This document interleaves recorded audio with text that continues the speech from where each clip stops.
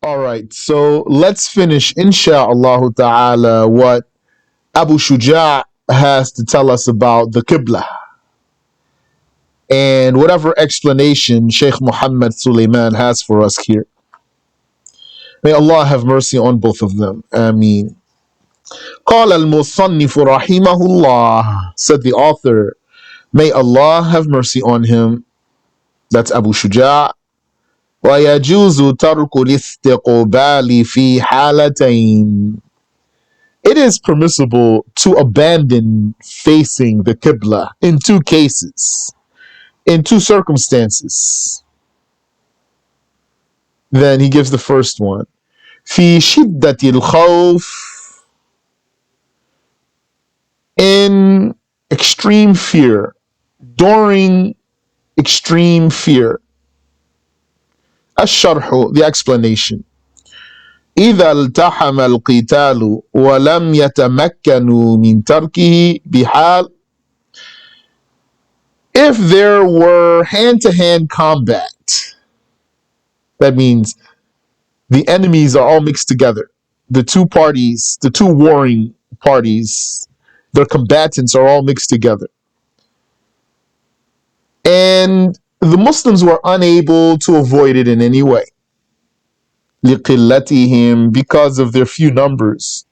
وَكَثْرَةِ الْعَدُوِّ, and the great numbers of the enemy. أَوْ اشْتَدَّ الْخَوْفِ, or the fear became intense. وَلَمْ يَلْتَحِمِ الْقِتَالِ, even if there was not hand-to-hand combat. وَلَمْ يَأْمَنُوا أَنْ يَرْكَبَ الْعَدُوُّ أَكْتَافَهُمْ لَوْ وَلَّوْا, but they're not safe from the enemy ambushing them if they were to turn. Yani, if they were to face Qiblah and be immobile, they wouldn't be safe from being ambushed. So even though there's not hand-to-hand combat, in qasamu, then they would split up. وَصَلُّوا بِحَسَبِ الْإِمْكَانِ, and then they would all pray in any way they're able to. وَلَيْسَ لَهُمُ التَّأْخِيرُ عَنِ الْوَقْتِ, but they cannot delay the prayer after its time. That means in the midst of battle, they have to perform all their prayers on time. للآية الشريفة الدالة على إقامة الصلاة في وقتها. That's proven by the noble verse of the Quran that proves that the prayer must be observed in its time. ويصلون ركبانا ومشاة مستقبلي القبلة وغير مستقبليها. Then those Muslims will pray as horsemen riding and as foot soldiers, facing the Qibla or not facing the Qibla. That's the meaning of in any way they can. As well as that they do whatever they can of ruku' and sujood. If they're not able to make complete ruku' and sujood, they do what they're able to do, as it's going to come insha'Allah. So that's the meaning of Sallu bihasabil imkan. They pray however they can. ولا يجب الاستقبال لا في حال التحريم ولا في غيره. Then it would not be obligatory to face the Qibla to initiate the prayer by saying Allahu Akbar, nor at any other time. Qibla is no longer a condition here. ولو لم يتمكن من إتمام الركوع والسجود اقتصر على الإيماء. And if one were not able to do complete bow and complete prostration, then he can just suffice with a signal. ويجعل السجود أخفض من الركوع, and he makes his prostration lower than his bowing. Yeah, and what we have learned about the signal is like a person uses his head when he can't bow or prostrate, or he uses his eyelids. So, is there any sequence or preference or anything? I don't have any details there. May Allah impart knowledge on us. Ameen. ويجب الاحتراز عن الصياح بكل حال لعدم الحاجة إليه. And it is obligatory to avoid shouting in all circumstances. Yani one must not shout. There's a limit there. He can't shout because there's no need to. ولو احتاج إلى الفعالات الكثيرة, even if one needed to do many actions. This will not invalidate his prayer. كالطعنات والضربات المتوالية, like to do many stabs or many strikes, many successive strikes or successive stabs. فعل, then one may do so. ولا تبطل صلاته على الصحيح, and his prayer will not become invalid according to what's correct. وقوله في شدة الخوف يشمل كل ما ليس بمعصية. And when the author said that one can abandon facing the Qiblah during extreme fear or intense fear, this includes every dreadful fighting that's not haram. فيجوز في قتال الكفار. So therefore, one can practice what we have said when fighting against the disbelievers. وَلِأَهْلِ الْعَدْلِ فِي قِتَالِ الْبُغَاةِ, and it's permissible for the people of justice to pray this way when fighting Muslim insurgents. So they're not disbelievers. وَفِي قِتَالِ قُطَّاعِ الطَّرِيقِ, and during fighting those who are highway robbers. You know who those are, the ambushers. Like they hop out from behind the boulder. These are Muslims we're talking about here. And they rob the caravans. وَلَا يَجُوزُ لِلْبُغَاةِ وَلَا لِقُطَّاعِ الطَّرِيقِ, and it's not permissible for the Muslim insurgents to pray the prayer of fear in this way. Nor is it permissible for the highway robbers or ambushers, the waylayers. They cannot pray in this way because of intense fear. لِعِصْيَانِهِمْ, because of their sinfulness. فَلَا يُخَفَّفُ عَنْهُمْ, so then they don't have a lighter rule granted for them. The facilities do not accommodate sins. قال المصنف رحمه الله, said the author, may Allah have mercy upon him, وفي النافلة في السفر على الراحلة. The second case when it's permissible to turn away from the Qibla in the prayer is during a voluntary prayer, nafila, not obligatory prayer, on a journey while riding. That's what the author said. Ala rahila, while riding. On an animal, that means. While riding on an animal, the back of the animal. Not in a vehicle. Not in the seat of the vehicle. Not while riding in the vehicle seat. While riding upon the back of the animal. Or does, yeah, I mean, I'm saying vehicle seats, but the vehicle, even if you're standing in there, we're talking about facing the Qibla here. And when we're talking about riding the animal, we're also talking about sitting, not standing. But you know that it is valid to pray an optional prayer sitting while able to stand.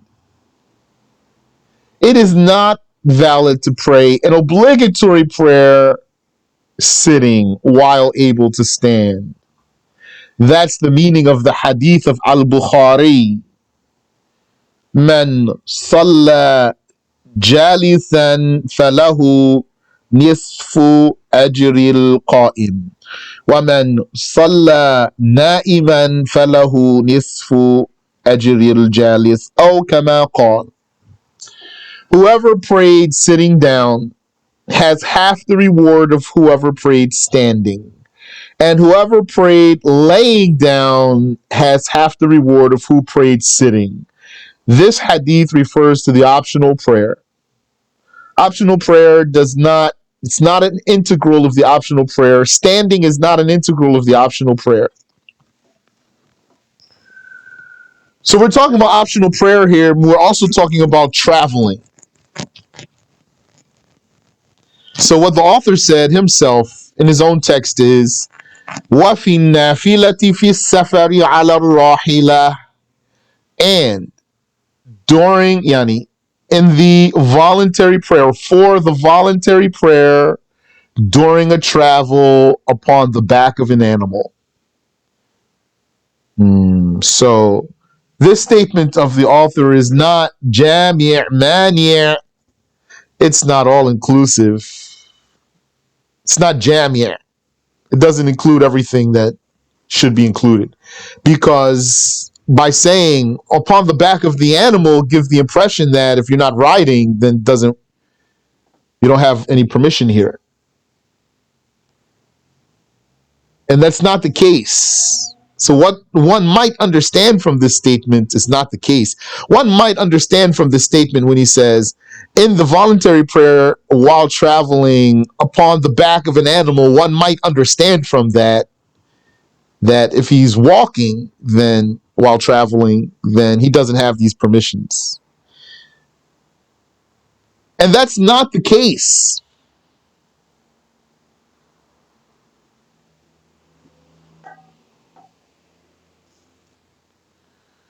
Ash-sharh, the explanation. يجوز للمسافر التنفل راكبا وماشيا. It is permissible for the traveler to pray voluntary prayer, nafl, while riding, that means he's sitting, and walking, ila jihati maqsidi, while facing the direction of his destination. That's its Qiblah. Now his Qiblah is the destination, the direction of the destination. في السفر الطويل والقصير, whether it's a long journey or a short one. على المذهب, according to the madhab. Which madhab? Shafi'i madhab. واعلم أن صوب مقصد المسافر هو قبلته. And know that the direction of the traveler's destination is his Qiblah. فلو انحرف عنه بطلت صلاته. So if he turns away from that, then his prayer will be invalidated. لأنه لا حاجة له في ذلك, because he has no need to turn away from the direction of his destination. وإن انحرف ناسيا وعاد عن قرب, but if a person diverged from the direction of his destination because he forgot, and then he fixed his direction soon, or also if his animal defied him and went off course, and he went back on direction soon, lam tabtul salatu, then his prayer will not be invalidated. وَاعْلَمْ أنه لا يجب على الراكب وضع جبهته على عرف الدابة. And know that it is not obligatory on the one who's riding on the back of an animal to put his forehead on the animal's mane, yani on the back of the animal's neck. It's not a condition. وَلَا عَلَى السَّرْجِ, and it's not a condition for him to put his forehead on the saddle.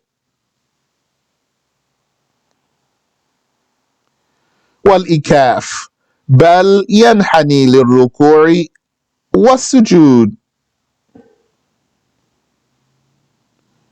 Rather, he would bend over for bowing and bend over for prostrating. ويكون السجود أخفض, and the sujood would be lower. ليحصل التمييز بينهما, so that there would be a distinction between the ruku' and the sujood. نعم الراكب في مرقد ونحوه مما يسهل فيه الاستقبال يجب عليه الاستقبال في جميع الصلاة. Yes, the one who's riding in the marqad. So I'm not sure how to translate the marqad here. Or the likes of that, which basically means the one who's in a vehicle, the one who's in a vehicle, or like that, like, the box on the back of the camel, like that. That's like being in the vehicle seat, not like riding on the back of the camel or the horse. Then for this one, it's obligatory on this one to face the Qiblah in all of his prayer, because that's easy for him. وكذا إن سهل عليه إتمام الأركان فيه فيجب عليه إتمامها لقدرته. And likewise, if it's easy for this one to completely do all of the integrals of the prayer, then it would be obligatory on him to do them completely. Because he's able to. هذا في الراكب. This is the rule for the one who's riding. أما الماشي. Now concerning the one who's walking, ففيه أقوال. There are sayings about him. أظهرها أنه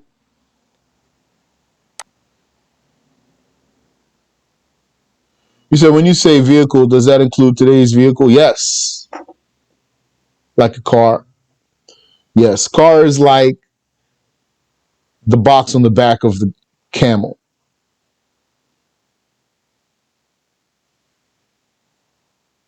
Car is not like sitting on the back of the horse. It's like sitting in the seat in the box on the top of the camel. You're welcome.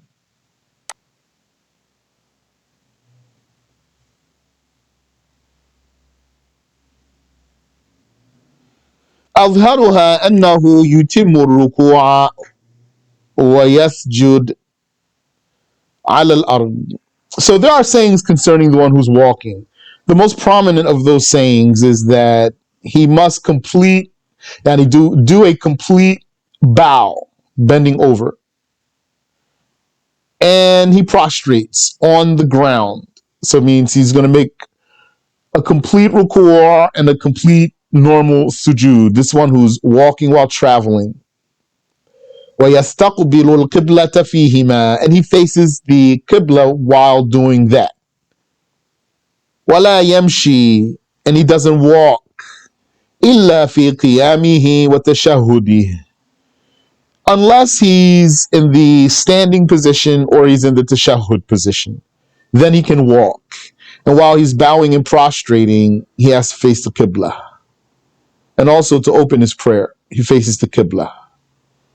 Same thing for who's riding the animal. To open his prayer, he faces the Qibla, says Allahu Akbar, and then puts his animal in the direction of his destination.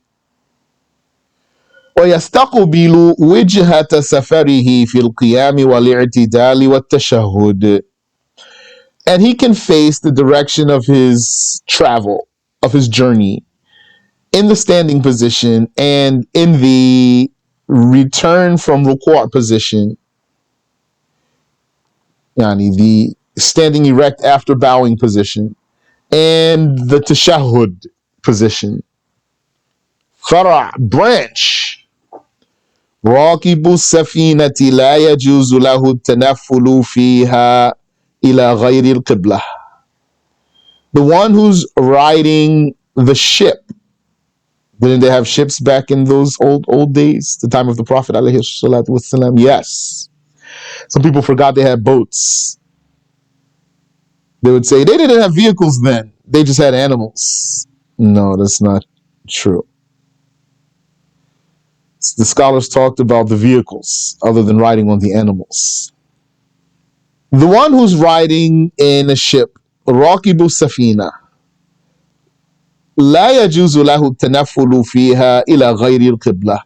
While on board, it is not permissible for him to pray a voluntary prayer towards other than the Qiblah. لتمكنه من ذلك, because he's able to. ويستثنى الملاح, but excluded from that is the captain or the skipper, يعني the one who's steering the boat. ويتنفل حيث توجه إن يحتاج لذلك لأمر السفينة. This one, the skipper, he can pray voluntary prayers in any direction he needs to face, if he needs to do that for steering the vessel safely. ومثل راكب السفينة راكب الطائرة والقطار, and like the one who rides a ship, and having the same judgment as who's on board a ship is who's riding in an airplane and who's riding in on the train and the likes of that. So if you're on the airplane or you're on the train, how do you pray? Now, when it comes to praying on the airplane, I'll tell you what you need to do. First of all, don't ask if you can pray. Just pray. Don't ask them. Then what do? You peep out where you're going to pray. She's probably going to be some spot next to the bathroom or next to where the stewardesses mix cocktails. Then when the prayer time comes in, you find out your Qiblah, which is to know what land you're over. Whatever is the Qiblah on the ground is your Qiblah in the plane. Then go to that spot that you already peeped out a long time ago and pray really fast. Pray really fast. That way, the stewardesses won't be too mad at you. And that way also, inshallah, you'll get your prayer done before the airplane turns. It takes you off of your Qiblah. And if you pray on a train or you pray on a bus, you have to stay facing the Qiblah. You can't turn with the vehicle. You have to stay on the Qiblah. MashaAllah. And since I just mentioned for you praying fast, I'll remind you that according to Maliki school, if you need to pray fast, Maliki school is helpful. Because in Maliki school, you don't need to be still between the movements. In Maliki school, you can continually move without pausing. According to the Shafi'i school, you have to put a separation between going down and coming up and going down and coming up. According to Maliki school, you don't have to put a separation between going down and coming up. That'll help you pray faster. Also, according to Maliki school, you do not have to recite tashahhud. That will also speed up your prayer. According to Maliki school, you can just say Allahu Akbar to start your prayer. Recite. Don't ask me about not reciting in every rak'ah. I don't know about that. Recite in all your rak'ahs. That's what I know. Al-Fatiha. And you can just pray all your rak'ahs straight through, 3 or 4, without stopping for tashahhud. And then, instead of doing tashahhud also at the end of the prayer, you can just sit long enough to say Assalamu alaikum, meaning you come up from your second sujood in the last rak'ah, following Maliki school if you want. Sit long enough to say Assalamu alaikum and then say Assalamu alaikum. So that will speed up your prayer by maybe a minute and a half or something. So that's good for when you're on an airplane or something. That's also useful when you have many makeup prayers. Many makeup prayers, then you can pray according to Malik. You'll be able to get some done faster.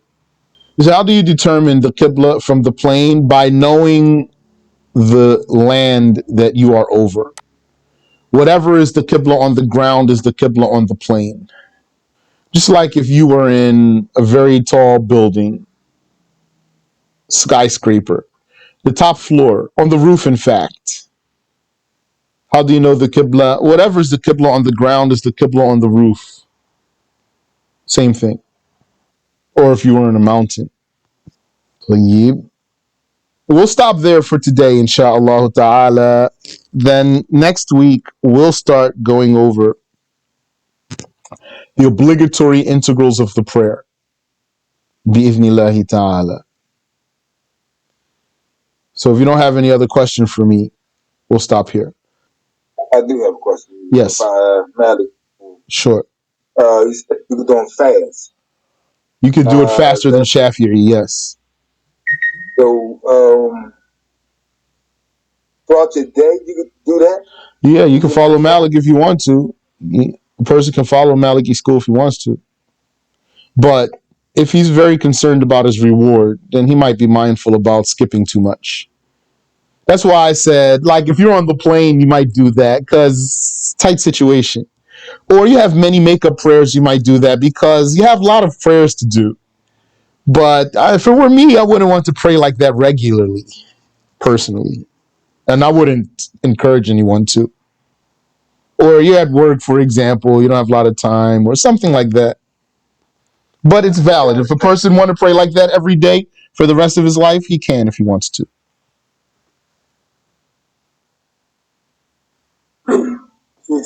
Yes. Wa alaikum assalam wa rahmatullah.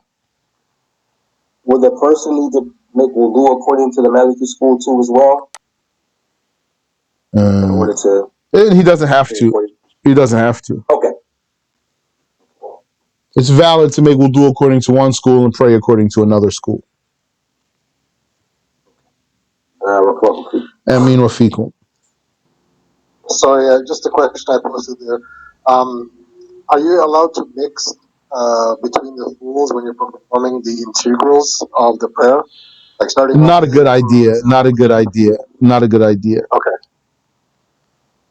So if a person did that, would their prayer be valid or Depends on what he does.